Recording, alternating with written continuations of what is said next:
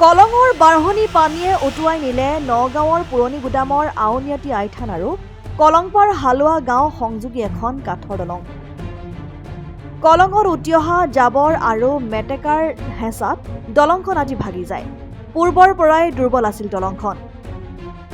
ভাগ্যক্ৰমত সেই সময়ত দলংখনত কোনো লোক নাছিল বাবে কোনো দুৰ্ঘটনা সংঘটিত নহল।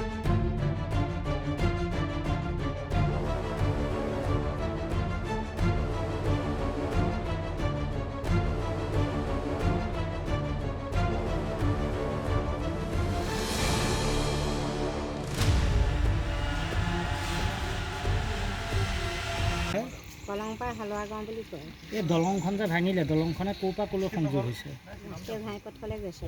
ৰাষ্ট্ৰীয় কলংপাৰ হালোৱা গাঁৱৰ পৰা ৰাষ্ট্ৰীয় ঘাইপথলৈ ঘাইপথলৈ গৈছে আউনীআটী হৈ। আউনীআটী হয়। কেনেকৈ ভাঙিলে এখন? মেটেকা বেছি আহিছে যে, হয় সেইকাৰণে আজি ৰাতিপুৱা 6টামান বাজিত ভাগিছে। হয়।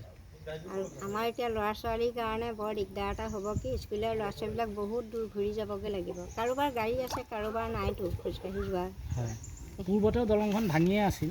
পূৰ্বতে কম ভাগিছিলে, মানুহকেইটা যেনে তেনে অহা যোৱা কৰি যাব পাৰি। হয়। কিন্তু এতিয়া তাকো নোৱাৰা হ'ল। হয়। এতিয়া সম্পূৰ্ণ ভাগি গৈছে। এতিয়া সম্পূৰ্ণ ভাগি গ'ল। কি আহ্বান কৰিব চৰকাৰৰ ওচৰত? চৰকাৰৰ ওচৰত কি আহ্বান, আমাক দলংখন সৰুকৈ হ'লেও আমাক বনাই দিব লাগে। আমাক পাকাৰ দলং ডাঙৰকৈ নালাগে, মানুহকেইজন অহা যোৱা কৰিব পৰাকৈ সৰু সুৰা দলং এখন লাগে। পুৰণি দলং নেকি? পুৰণি দলং এখন। পুৰণা দলং মানে ভৌতিক সম্পত্তি এটা গুচি গৈছে। বহু যুগৰ দলং, আমি পোৱাহি নাই আৰু আমাৰ আজু শহুৰহঁতৰ দিনৰে দলং। তেতিয়াৰ পৰা আছিলে, এতিয়া নাই। যাব নোৱাৰে। কিহৰ কাৰণে ভাঙিছে দলংখন? এই পেনাই হেঁচা মাৰি ধৰিছে, পানীটো বেছি হৈছে। হয়। পানীৰ কাৰণে। দলংখন ক'ৰ পৰা ক'লৈ সংযোগ হৈছিলে? এইখন এই ৰাষ্ট্ৰীয় ঘাইপথলৈ গৈছেগৈ। কোন জেগাত ওলাই? আমাৰ এই আউনীআটী বুলি কয় আৰু। হয়। তালৈ গৈছে। এখন বহুত পুৰণা দলং আছিল। পুৰণা আমি ক'বই নোৱাৰোঁ, আমাৰ মনত নপৰে এইবিলাক। আগতেই বহুত বছৰৰ আগৰ। এতিয়া তাৰমানে দলংখন আমাৰ বিশেষ দৰকাৰ। ল'ৰা ছোৱালীৰ কাৰণেও লাগে, ডাঙৰ মানুহখিনিও বহি পিনে ঘূৰি যাব লাগে। প্ৰত্যেকৰেতো গাড়ী নাই, বহুত অসুবিধা। সেইকাৰণে তাৰমানে দলংখন হ'লে ভাল হয় আৰু। এতিয়া মানে কলংখন বিশেষকৈ চাফা নোহোৱাৰ কাৰণে মেটেকাৰ ফলতে এইটো হৈছে। সম্ভৱ সেইটো কাৰণে হৈছে, কিন্তু ভাগাটো বহুত দিনৰ পৰা ভাগি আছে।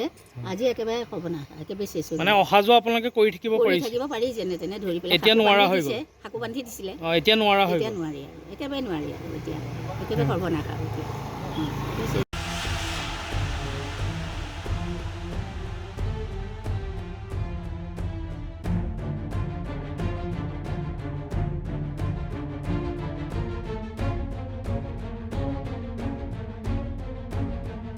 নগাঁৱৰ পৰা বিভূতি বৰাৰ ৰিপৰ্ট, ডেমক্ৰেটিক আছাম।